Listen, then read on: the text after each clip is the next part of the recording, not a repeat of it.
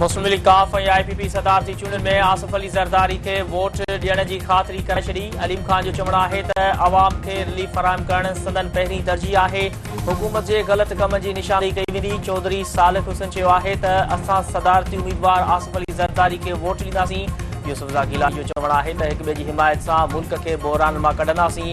यूसुफ रज़ा गीलानी राजा परवेज़ अशरफ इसाक डार ऐं ॿियनि ख़ालिद मक़बूल सिद्दीकी जी रिहाइशगाह पहुची सदर लाइ वोट घुरी वरितो। ख़ालिद मक़बूल सिद्दीकी चयो आहे त सुभाणे राब्ता कमेटी जो इजलास आहे, सलाह मशवरे खां पोइ जवाब ॾींदासीं। मुल्क जो नओं सदर आसिफ अली ज़रदारी या महमूद खान अचगई फ़ैसिलो 9 मार्च ते थींदो। अॻूणे सदर आसिफ अली ज़रदारी ऐं सुन्नी इत्तेहाद काउंसिल जे उम्मीदवार महमूद खान अचगई नामज़दगी काग़ज़ दुरुस्त करार।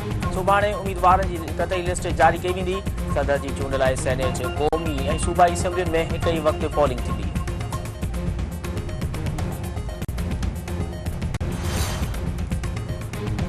इलेक्शन कमीशन सुन्नी इत्तेहाद काउंसिल जी मख़सूस सीटुनि वारी दरख़्वास्त रद्द करे छॾी। रहियल सीटूं ॿियनि पार्टियुनि खे ॾियण जो फ़ैसिलो। तहरीक इंसाफ़ तरफ़ां इलेक्शन कमीशन जे फ़ैसिले खे सुप्रीम कोर्ट में चैलेंज करण जो ऐलान। सुन्नी इत्तेहाद काउंसिल मख़सूस सीटुनि बाबति लिस्टूं वक़्त ते जमो न कराइनि त करे खेनि सीटूं नथियूं मिली सघनि। इत्तेहादी औरतुनि ऐं अक़लियतुनि जी मख़सूस सीटुनि जी अहल नाहे।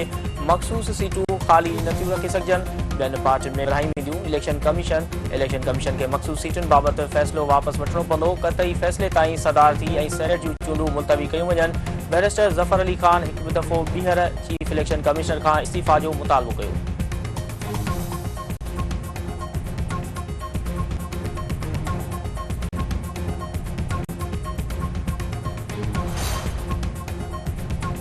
शहबाज शरीफ मुल्क जे 24हें वज़ीर आज़म तौर कसम खणी वरितो। सदर आरिफ अलवी वज़ीर आज़म शहबाज शरीफ खे कसम खणायो।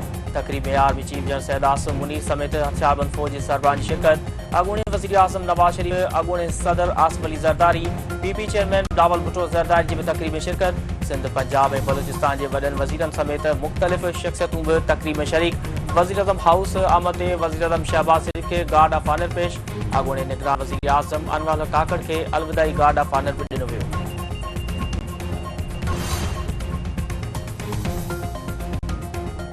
वज़ीर आज़म जे कसम खणण वारी तक़रीब में अॻूणे वज़ीर आज़म नवाज़ शरीफ ऐं आसिफ ज़रदारी में मुलाक़ात, ख़ुशगवार जुमलनि जी ॾेवट। बिलावल भुट्टो ज़रदारी ऐं army chief general Syed Asim Munir बि पाण में मिलिया। तक़रीब में नवाज़ शरीफ जो हथ पकड़े आसिफ ज़रदारी खे चयो त तव्हांखे हाणे शहबाज शरीफ जो ख़्यालु रखिणो आहे। नवाज़ शरीफ, असां त यारनि जा यार आहियूं। अॻूणे सदर आसिफ अली ज़रदारी जो नवाज़ शरीफ खे जवाबु। PP चेयरमैन बिलावल भुट्टो ज़रदारी तरफ़ां मुख़ालिफ़ धुर खे चूंड ऐं अदालती सुधारण लाइ गॾिजी वेहण जी दावत। 9 मई वाक़िए जी अदालती जांच कराइण जो मुतालिबो। संदसि चवणु आहे त मुख़ालिफ़ धुर खे अदालती ऐं चूंड सुधारण लाइ गॾिजी वेहणु घुरिजे। अदालती ऐं चूंड सुधारण जी फौरी ज़रूरत आहे। जेकॾहिं अदालती ऐं चूंड सुधारा थिया त दुनिया जी का बि ताक़त जमहूरियत खे कमज़ोर न करे सघंदी। मुख़ालिफ़ धुर चाहे थी त धांधली जो मसइलो हल थी वञे त गॾिजी वेहणो पवंदो। जेकॾहिं शहबाज शरीफ या कैदी नंबर 804 चूंड खटे त को बि आङुर न खणी सघे। पार्लियामेंट कमज़ोर थियण सां जमहूरी निज़ाम कमज़ोर थींदो। PTI बानी जी रवायतुनि खे हाणे ख़तमु थियणु घुरिजे। सियासी पार्टियुनि खे वोट रुॻो ऐवान में गोड़ करण लाइ न मिलिया आहिनि। हू फार्म 45 या 47 न पर कारकुननि जी कुर्बानियुनि सां पार्लियामेंट में पहुता आहिनि। 9 में वाक़िए जी अदालती जांच कराई वञे। जेकॾहिं को आइन जी लताड़ करे थो त सज़ा ज़रूरु मिलणु घुरिजे। साइफ़र दुश्मन मुल्क खे हथ अची वियो त कोर्ट ट्रैक थी सघनि था। PTI बानी TV ते अची साइफ़र गुम थियण जो एतिराफ़ कयो आहे। अमेरिका में डोनाल्ड ट्रंप जे घर ते छापो हणी ॻुझा दस्तावेज़ हथ कया विया।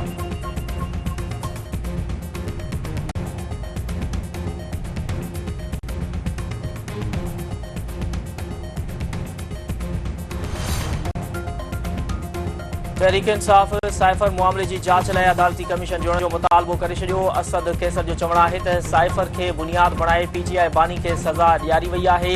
PTI बानी खे गन पॉइंट ते सज़ाऊं ॾियारी वयूं आहिनि। वज़ीर आज़म शहबाज शरीफ ॿुधाए त संदसि ज़मीर जागी रहियो आहे या न। संदन घरनि ते छापा हणी PTI छॾण लाइ दबाव विधो पियो आहे। PTI बानी कंहिं बि क़िस्म जी सौदेबाज़ी न कंदो। बैरिस्टर गुहर जो चवणु आहे त पंहिंजे नाले पोयां भुट्टो लॻण सां को भुट्टो नथो बणिजी सघे।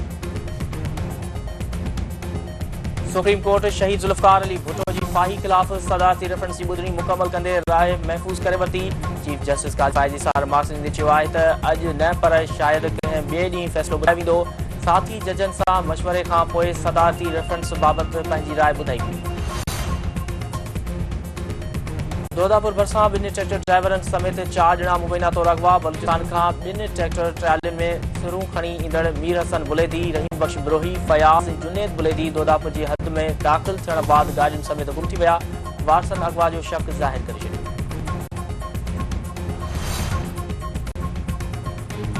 लाड़कानी शहर में बदम ते ज़ाब्तो न आयो। हिक ई हंधि फुर्जूं 3 वारदातूं। गरीबाबाद पाड़े में हथियारबंद फोरू खीर जे दुकान तां 1,10,000 रुपया रोक, मोबाइल फोन ऐं शहरी अब्दुल रशीद ॻोल्हे खां मोटरसाइकिल फुर करे फरार थी विया।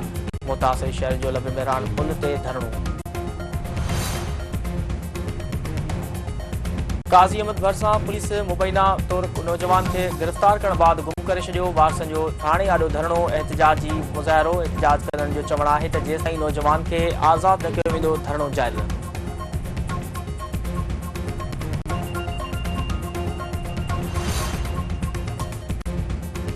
सिंध बार काउंसिल सूबे में बदअमनी जो ज़िम्मेवार IG सिंध खे करार ॾींदे हटाइण जो मुतालबो करे छॾियो। सिंध बार काउंसिल जो चवणु आहे त IG सिंध रफ़त मुख्तार जी मुक़ररी बाद अमन-अमान जी सूरत-हाल ख़राब थी वई आहे। खेसि फौरी तौरु हटाए सूबे में अमन-अमान बहाल करायो वञे।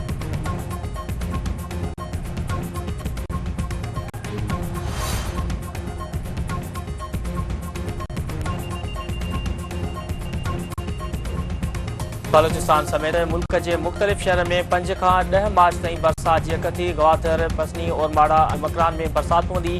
कराची ऐं भरपासे जे इलाइक़े में 9 खां 12 मार्च ताईं बरसात जी कथी।